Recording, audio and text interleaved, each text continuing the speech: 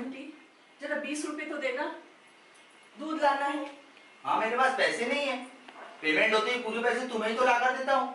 थोड़े ही पैसे अपने जेब खर्च के लिए रखता हूँ, वो भी खत्म हो गए। माँ मैं तो तुमसे ही मांगने की सोच रहा था। अरे बंटी, मजाक मत कर, जा जल्दी से दूध लेके आ जा, नहीं तो शंकर की दुकान का दूध खत्म हो जाएगा। जा जल्दी लेके आ। माँ मैं मजाक नहीं कर रहा हूँ, सचमुच मेरे पास पैसे नहीं है, पापा से मांग लो। वे राइटर की औलाद, जो पैसे तुम महीने में कमाते हो वो कहाँ जाते हैं? वो पैसे किस पर खर्चा करते हो? वे राइटर चुप क्यों है? बोलता क्यों नहीं? जवाब क्यों नहीं देता? बेवकूफ कहीं का, पढ़ाई में तो भोंदू है। बेवकूफ नालायक कहीं का। अजी जाने दो, छोड़ो इन बातों को। छोड़ो? क्यों छोड़ो? तूने ही कहा था ना कि बेटा दुकान डाला जाता, एक मौका तो दो। तुम्हारे कहने में आकर मैंने अपना घर बेचा, पूरा घर बेच के पूरा पैसा इस नालायक को दिया दुकान डालने के लिए, और इन महाजन ने क्या किया? पूरे पैसे बर्बाद कर दिए, मेरी जिंदगी भर की कमाई बर्बाद कर दी इस नालायक ने। और कहती है छोड़ दो। साले ने अपने घर से किराए के घर पे ला दिया, हा? और ये तेरा लाडला अभी 5,000 की नौकरी कर रहा है, हा? और ये 5,000 रुपए में अपना घर बसाएगा। हे भगवान, ये चूतिया मेरे घर में पैदा होना था। क्या देख, वो शर्मा जी के लड़के को, अमित, तेरे क्लास में पढ़ता था ना वो, आज सरकारी नौकरी है उसके पास, अपनी जिंदगी में सेटल है, एक बच्चे का बाप है वो।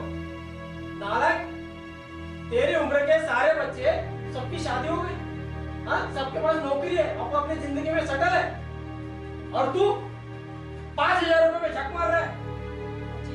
चुप, बिल्कुल चुप, एक सब सुनना नहीं चाहता मैं। आज जो कुछ भी ये है ना, ये तुम्हारी वजह से है, तुम्हारी वजह से। तुम्हारे लाड प्यार ने इसको बिगाड़ा है। आज लोग पीठ पीछे मुझे गाली देते हैं, बुजुर्ग का बाप कहते हैं मुझे। इस बैल के कारण ना जाने मेरे को क्या क्या सुनना पड़ता है। हे भगवान, ये दिन देखने के लिए मुझे जिंदा रखा। उठा ले भगवान, मुझे उठा ले। बेवकूफ, तुझे देख के मेरा खून खोल उठता है। दूर हो जा मेरी नजरों से, निकल। अजी, आप ये कैसे जुबान बोलते हो? तेरे बेटे ने मेरी पूरी जिंदगी बदल डाली, वो नहीं दिखता तेरे को? हाँ? मेरी जुबान दिख रही है।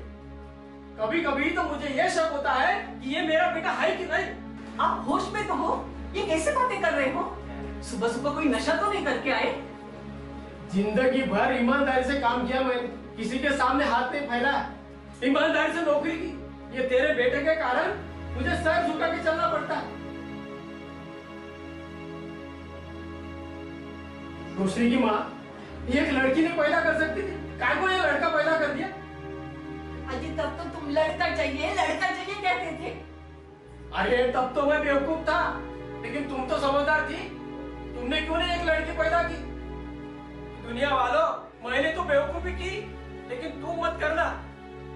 ऊपर वाले से यही दुआ करना कि तुम्हारे घर में भी लड़की पैदा हो, क्योंकि लड़की ही सही मायने में घर को घर बनाती है, अंधेरे में रोशनी फैलाती है। काश ये बात मैं पहले समझ गया होता, तो आज मुझे यह दिन देखना नहीं पड़ता। आज तुम लड़की लड़की कर रहे हो, पर याद है तुम्हें वो दिन जब हमें लड़की हुई थी? तुम कितने उदास हो गए थे ये सुनकर कि हमें लड़की हुई है। तुम्हारे घर वाले और रिश्तेदारों ने कितनी गालियां बकी थी, क्या कुछ नहीं कहा था। और तुम मेरा साथ देने के बजाय दूर खड़े रहकर खामोशी से तमाशा देख रहे थे। तभी मैंने ये कसम खाई कि मैं अपनी बेटी को ऐसा कुछ बनाऊंगी कि जो लोग जिस मुंह से मेरी लड़की को, मासूम लड़की को गालियां बकते नहीं थकते थे, वही लोग मेरी बेटी की तारीफ करते नहीं थकेंगे। भगवान का शुक्र है कि आज उसने मुझे ये दिन दिखाया है। तो कोई लोग कहते हैं मैं रोशनी का चाचा हूँ, आप भी तो बड़े गर्व से कहते हो कि मैं रोशनी का बाप हूँ। मैं जानती थी अगर मेरी लड़की को कुछ काबिल बनाना है तो मुझे मेरी लड़की को पढ़ाना होगा, क्योंकि पढ़ाई एक ऐसा हथियार है जो किसी भी घर को, किसी भी समाज को और किसी भी देश को बदल के रख सकता है। इसलिए मैं नौकरानी बन गई। मैंने रोशनी को कभी बर्तन मांजने के लिए नहीं कहा, कभी खाना बनाने के लिए नहीं कहा और न कभी उसे घर का कोई काम करने के लिए कहा। रोशनी को मैंने इतना ही कहा, पढ़ना पढ़ना और सिर्फ पढ़ना। भगवान का शुक्र है कि उसने रोशनी को तेज और अच्छा दिमाग दिया और रोशनी ने भी कोई कमी नहीं रखी। उसने कभी दिन को दिन नहीं समझा, कभी रात को रात नहीं समझा, बस पढ़ाई करते जाती थी। अजी, कभी कभी तो मुझे बहुत डर लगता था, इतनी पढ़ाई से कहीं लड़की पागल ना हो जाए। इसलिए मैं खुद उससे कहती थी, बेटी जा पिक्चर देख के आ जा, अपनी सहेलियों के साथ पिकनिक पे जा। लेकिन वो कभी गई नहीं, बस पढ़ाई करते रहती थी।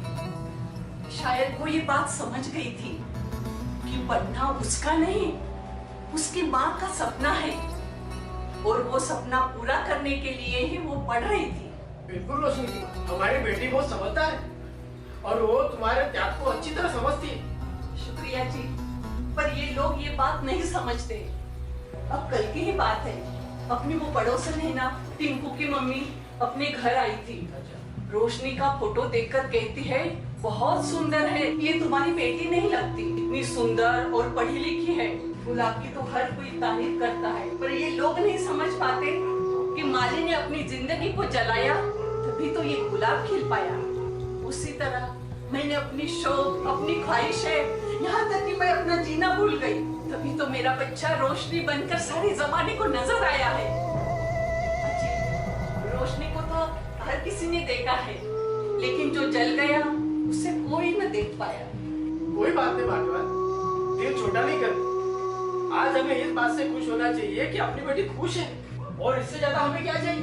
अजी, काश भगवान ने हमारी रोशनी की तरह संजू को भी अच्छा दिमाग दिया होता, तो आज हमारी ये हालत नहीं होती।